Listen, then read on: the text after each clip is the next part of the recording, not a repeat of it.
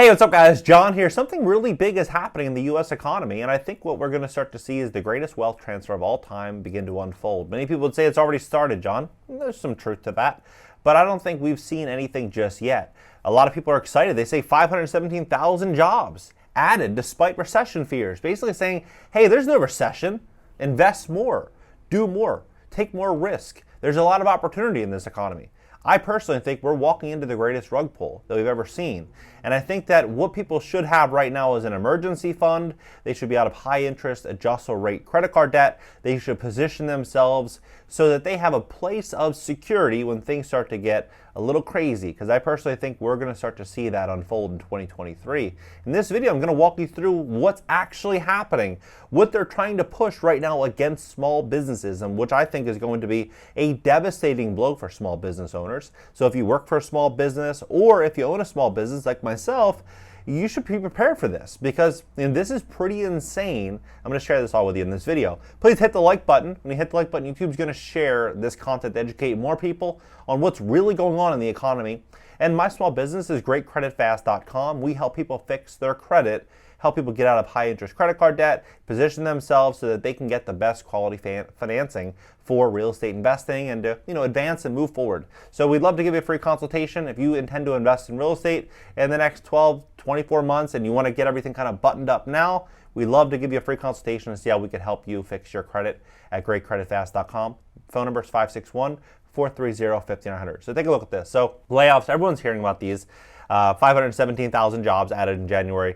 81,000 employees laid off in major U.S. layoffs. So you look at all the big companies. What are they all doing? All the big companies.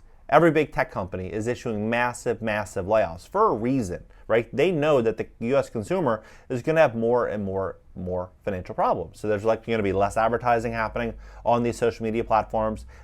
People aren't going to be able to command the same type of return on ad spend as they did a year, 2 years ago. And so they're going to start pulling back on ad spend and it's just going to continue to trickle down. But this is pretty crazy to me.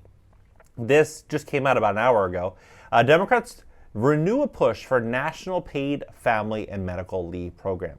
And so what they want is 12 weeks off per year. So if you are a small business owner, they want you to issue 3 months out of the year as vacation time, basically, for employees. Now, how do you properly manage a business? Let's say, for example, you have 12 employees. You have 12 employees, you have 3 or 4 out at any given time on paid sick leave, right? It's going to be very hard because you're not going to understand, if you're going to have employees, people are going to call off last minute, how this whole thing's going to work. You have additional rising costs because of this, and you have a consumer in an economy that's spending less money, and your costs are only increasing with whatever product or service you're selling because, inflation, everything is getting more expensive, right? It's going to be a big problem for small business. It's going to be a great situation for large corporations because they're going to be able to use that capital and invest, right? Take over additional industries.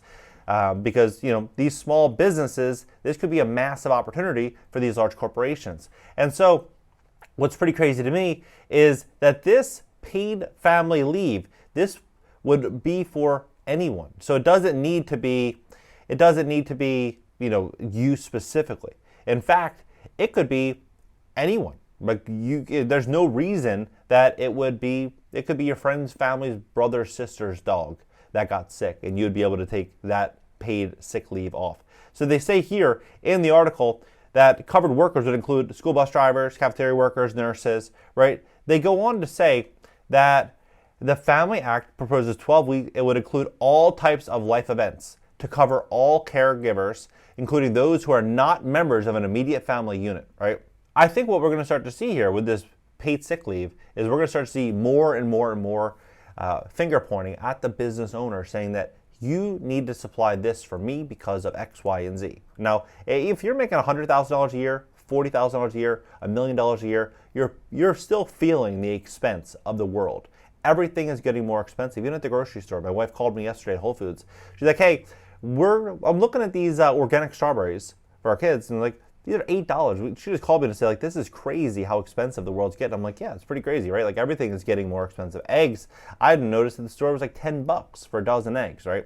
That used to be like $2, $3. Like, everything is going through the roof. And so when they can no longer pass the cost on to the consumer, what are they going to do? They're going to pull back on supplying that, right, to the market. And what I think is going to happen is we're going to see more business owners pulling back on supplying their products or services to the market if they have a consumer that can't afford to pay a price in which they can supply it for. If they can't get a product to the market for $10 and sell it for 12 or 13 or 15, they're not going to do it, right? They're not going to bring something to the market for 10 and only be able to sell for 8. They're not going to do it, right? So what I find fascinating here, though, is how this whole thing is probably going to unfold here. So in 2021, we had, according to CNBC, so with a grain of salt, $740 billion in outstanding credit card debt. Right now, it's $943 billion. So credit card debt picked up, 40%, 30% in just 2 years. Well, really probably a year and a half, roughly a year and a half, right? And so, what does this actually look like? It looks like $1.6 billion in additional cost for everyday consumers just because of these hikes. So it says $1.6 billion. Although this rate hike will cost credit card users at least an additional $1.6 billion in interest charges just in 2023. And that's not factoring in future hikes, right? So what I think is very likely going to happen here, it's funny, they even reference here 0% balance transfer credit cards. I've been talking about this for a while. You need a credit score probably around 700 to be able to get one of these cards, but working on getting your score to that level is going to make all the difference. Because if you have a $10,000 balance and every time they hike interest rates, it costs you money every single month, it makes sense to get out of that situation, transfer that high interest balance to a 0% card, and get on an aggressive paydown schedule during that 12 to 18 to 21 months of that 0% interest introductory offer period, and just try to get out of debt, right? Because if inflation, they say, is 8% or 7%, we all probably are thinking it's 20% or more, what are they going to do, right? They're going to take a 20% increase on that cost and then take an additional increase on the actual paydown schedule on that credit card. So for what costs $10, they might end up paying back $35 if they're making the minimum payments. And so that's pretty crazy, right? You go get a coffee, for example, and the coffee might be $3. You end up paying back 12 or 10, right? Here's what I think is going to happen here. So for my business, GreatCreditFast.com, we sell a low-cost subscription, right? $119 a month, and we work to establish the removal of items, negative items from your credit report, late payments, derogatories, right? And so we're hiring right now. We're hiring staff, and I'm looking at what the market rate's going for employees for these sales positions, and the cost about $5,000 a month plus commission to get a good good sales rep. And so $5,000 a month. I'm like, okay, well, they're working 20 months or 20 days per month, Monday through Friday. And so they're making $250 a day just as a base salary, right? We're selling a $119 a month subscription. And so when you look at no contract, no commitment, when you're looking at the $119, if they sold 2, we would still be at a loss. That's not factoring in our cost to actually fulfill on those subscriptions. The postage, letters, the actual customer service rep, and anyone that's actually doing the repairs, any of that, that's not factoring in any of those costs. So it's still selling 2, it's nothing, right? Even selling 3, nothing. They would need to sell 5, 6, 7, 8 subscriptions a day to break even. So what are the options, right? The options would be to increase the prices on the consumer, right? That's the only option. It would be to increase the prices on the consumer to make the margin to be able to hire additional staff, right? And so that is not just my business, it's all businesses. You're going to see it, you're already seeing it probably if you're renting an apartment with rental increases. Everything's getting more expensive in terms of insurance costs, so they pass it to the tenant. Repairing the unit, they're passing it to the tenant. Property taxes, passing it to the tenant. Everything's getting more expensive. So the conversation being had through the media is that the landlord is a greedy, filthy animal that's increasing around on everyone. But no one's actually talking about why those costs are getting increased. It's probably because the person pointing the finger is the actual one causing, or they're behind the group causing the problem. And so that's the same thing's happening with all businesses right now. All businesses are forced to increase the prices and pass it along to the consumer. And when you have a situation like this where they're pushing for 12 weeks of paid sick leave, they even said here in the article that, if we had this, that the economy would have been so much better off during February, March of 2020. So they said here that, right here, So workers missed out on approximately $28 billion more in wages from March 2020 to February 2022 compared to the previous 2 years due to a lack of access to paid leave. About 5 million people lost their jobs. I wonder why. Imagine if, during the pandemic, we had a national paid leave program. It would have changed everything. We would have been able to have an economy that continued to thrive. Well, if you gave everyone the option to leave work for 3 months out of the year, who would have worked at the bank to be able to give you cash? Who would have been at the hospital to work? What school teachers would have been in the classrooms to teach? What truck driver would have delivered food?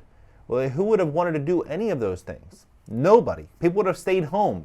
And if they would have stayed home and gotten 80% of their wages by doing so, think about how scared everyone was back then during that time. Everyone would have stayed home and collected their money and just sat there, and the economy would have come to a grinding halt simply because nobody was there to keep the economy moving, right? And so when we move into a situation where this is the new norm, what are people going to do? What are business owners going to do? They're going to move into artificial intelligence, robotics, when the technology actually gets there, and they're going to begin outsourcing more and more talent overseas. For example, that sales job in Pakistan, the yearly minimum wage is $2,484 a year. $2,484 a year. So the sales rep that I was interviewing here, $5,000 a month. So 2 weeks worth of salary will get a year's worth of pay in Pakistan. And some of the people in Pakistan, you'd be shocked. You have a conversation with them, you're thinking you're dealing with someone that lives in Malibu and the guy's name's Chad. Like, they work on their accents so much where you can't even tell. Like, they are so disciplined and so focused that a lot of these people they're going to work 12 hours a day for a US company, and then they're going to school. And then they're sleeping 3, 4, 5 hours a day. Like, it's shocking how disciplined they are and the low cost of living over there. I mean, it's only obvious what's going to happen. If you have a US consumer that has less money and you have these stringent policies against US employers for hiring, what are they going to do? They're going to start looking for solutions to where they can keep their cost low enough to where they can supply that product or service at a price point in which the U.S. consumer can afford to pay. The only way they can do that is by taking jobs away from the U.S. marketplace, right? And when you have this type of system, this doesn't help anybody. I mean, I know it sounds great, 3 months of paid leave off. Some people might say that's a great thing. I personally think that this is an attack on U.S. small business. And we look at what's ultimately going to happen here. It's not going to be great for the everyday small business owner in this country. What do you think about this entire situation? I believe we're going to see a huge investing opportunity coming for multifamily properties, single-family properties, because why? Well, if half of the U.S. population works for small business owners, half of the population works for small business owners. Small business owners own 20,500,000 rental units. As the economy continues to contract and interest rates continue to rise and people start defaulting on mortgages, car payments, credit cards, what are they going to start doing? They're going to start selling off assets. And if they're selling off assets, there's more sellers in a market than available buyers, then we're going to start to see the supply and demand ratio change in a way in which it's going to favor buyers, because there's going to be more sellers desperate to leave the market than buyers available to run out there and buy.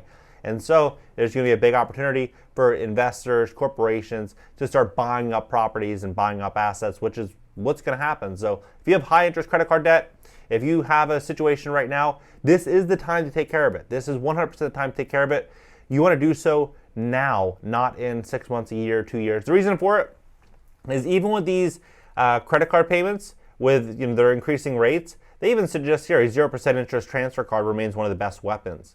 Well, of course, right? If you're borrowing $10,000, paying back to $30,000, $35,000, whatever the number is, of course, if you could transfer that to a 0% interest card for 24 months and pay $500 a month, and be debt free at the end of 2 years, you're going to be way better off. Even if you pay $700 a month and you have an 18-month period, and you just cut back aggressively on spending potentially, or bring in a roommate, do whatever you got to do just to get debt free. That's going to be, I believe, a really, really big asset. And it's going to position you for great opportunities over the next year or two as the world gets more expensive and more opportunities start to present itself. Drop your comments below, hit the like button, subscribe here, and on my second channel. If you need help fixing your credit, we'd love to help you so you can get access to some of these potentially 0% interest balance transfer cards. There's about 2 dozen of them available right now at GreatCreditFast.com. You need roughly a 700 credit score to get some of these cards. At 561-430-5900. And we also help remove medical bills, late payments, derogatories, charge-offs, inquiries, bankruptcies, foreclosures, all these things from your credit report. If you need help, you want a free consultation, we'd love to give it to you. And catch you guys in the next video.